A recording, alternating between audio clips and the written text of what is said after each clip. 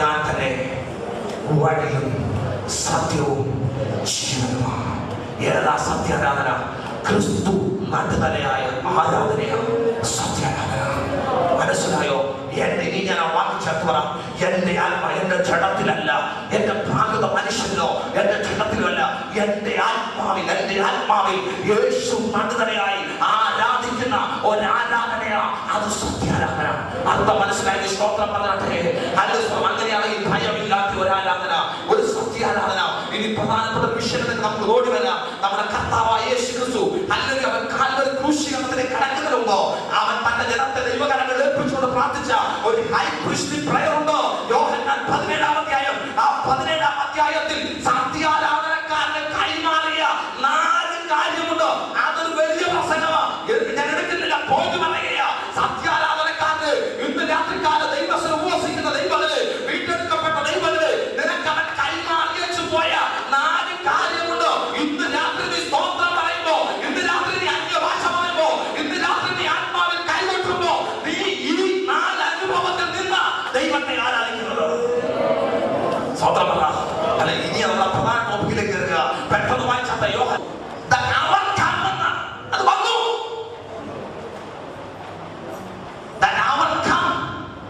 സ്തോത്രം പറ. അതിന്റെ അർത്ഥം പിശാചിനെ അത്ര വെല്ലുവിളിച്ചാലും എന്റെ ആത്മാവിൽ ആരാധിക്കുന്ന നാഴിക നാളെ വരുമെന്നല്ല, അതിപ്പോൾ വന്നു. അവൻ ആരാധിക്കുന്നത് 4 തലങ്ങളിൽ നിന്നുകൊണ്ടാണ്. ഒന്നുകൂടെ വായിച്ചാക്കിയോ.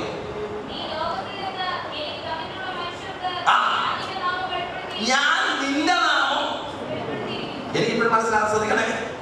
ഈ സ്വതം പഴയ നിയമം പഠിച്ചല്ല, ഈ പഴയ ബുദ്ധിമുട്ടിക്കല്ല സ്വതം പുതിയ പക്ഷെ നമുക്ക് പറയുന്ന മനസ്സിലാവും. ഇവിടെ പറഞ്ഞു ഞാൻ നിന്റെ നാമത്തെ എന്ത് ചെയ്തു?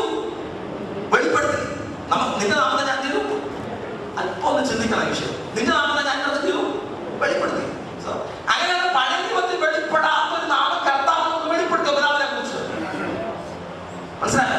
പഴയ നിയമത്തിൽ ഉൽപ്പത്തി പുസ്തകത്തിൽ ഏലോഹിം എന്ന ഒരു ബഹുവചനമാണ് വെളിപ്പെട്ടത്. അർത്ഥം റവറന്റ് മൈറ്റി എന്ന വാക്കാണ്. ഞങ്ങൾ വിവരിക്കുന്നില്ല. ബൈബിൾ തുടങ്ങുന്നത് in the beginning God created heavens and earth എന്ന് പറയുമ്പോൾ അവിടെ ഗോഡ് എന്ന വാക്കിൽ കിടക്കുന്നത് ഏലോഹിം എന്നാണ്. അർത്ഥം റവറന്റ് ഭയപ്പെടുവാൻ യോഗ്യൻ, ആദിയിൽ ഭയപ്പെടുവാൻ യോഗ്യനായവൻ ആകാശത്തെയും ഭൂമിയെയും സൃഷ്ടിച്ചു. ഏലോഹിം എന്ന കോമ്പൗണ്ട് നെയിമിൽ നിന്ന് 4 കോമ്പൗണ്ട് നെയിംസ് വന്നിട്ടുണ്ട്. എൽ ശദായി സർവശക്തൻ, എൽ എലിയോൻ അത്യുന്നതനായ ദൈവം, എൽ റോയ്. ഈ പദങ്ങളൊക്കെ അതിനകത്തൊന്നും അല്ല.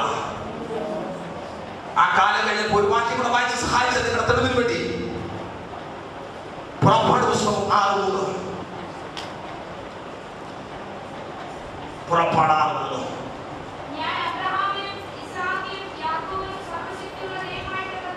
ഞാൻ അവർക്ക് എലോഹിമായി എൽ ശദായായി വെളിപ്പെട്ടു.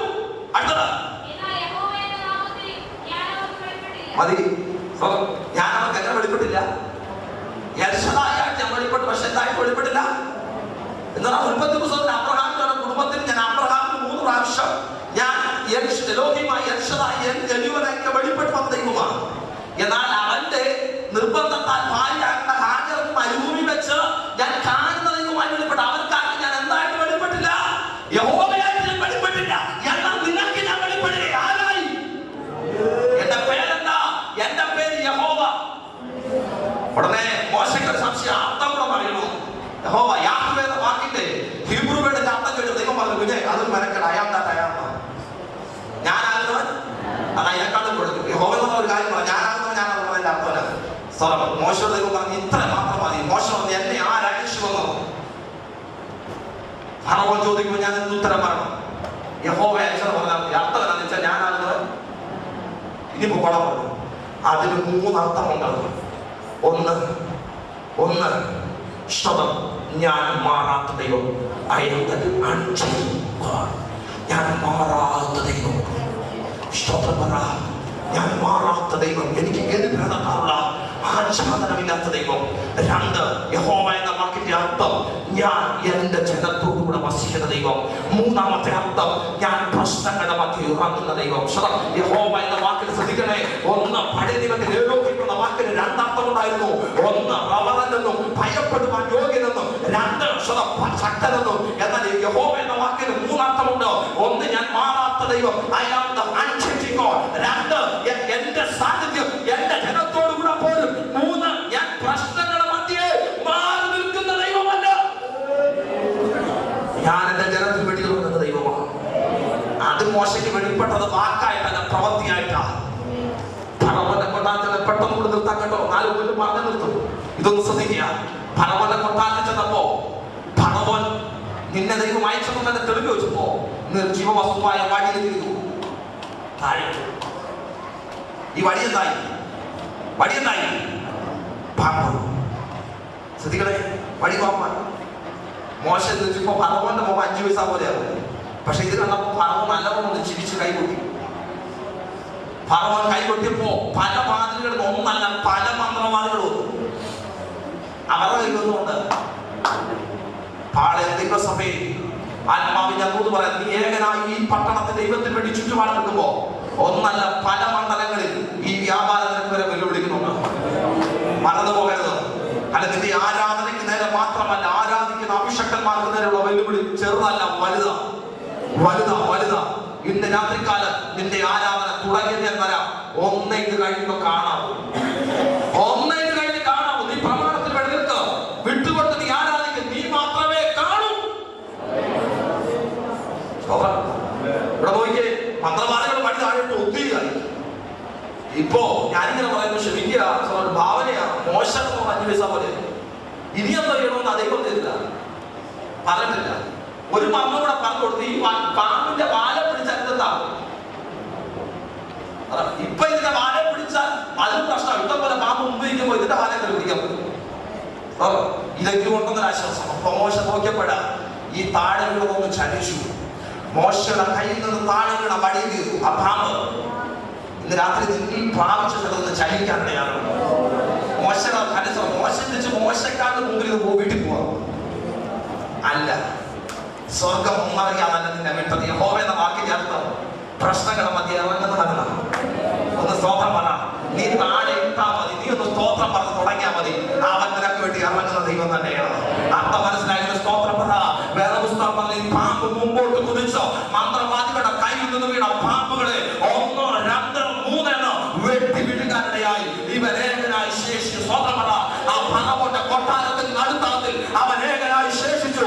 ഈ തിരുവനന്തപുരം പട്ടണത്തിൽ അല്ലെങ്കിൽ ഈ ആരാധനയിൽ നീ ഏകനായി ശേഷിക്കുന്ന ഒരു മണ്ഡലം ആത്മാവിൽ വെളിപ്പെടട്ടെ. ഈ പാളയം ദേശത്ത്, ഈ സ്വിമ്മിംഗ് പൂളിന്റെ ദേശത്ത് ഒരു സത്യാരാധന ഒരു പക്ഷേ നീ പോയിരിക്കുമ്പോ നിനക്ക് ബാധിക്കുന്ന മന്ത്രവാദ ശക്തികൾ കണ്ടേക്കാം, ആഭിചാര ശക്തികൾ കണ്ടേക്കാം, ചിത്രപ്രയോഗത്തിലെ ശക്തികൾ കണ്ടേക്കാം, സർപ്പശക്തിയുടെ നാഗശക്തിയുടെ വെല്ലുവിളി കണ്ടേക്കാം. എന്നാൽ ആത്മാവ് വിളിച്ചിട്ടില്ല. ഇതിനകത്ത് വെളിപ്പെടുന്ന ദൈവം കൃപയുണ്ട്. ഇത് നിന്നെ ഏകനാക്കി വെളിപ്പെടുന്ന ദൈവമാണ്.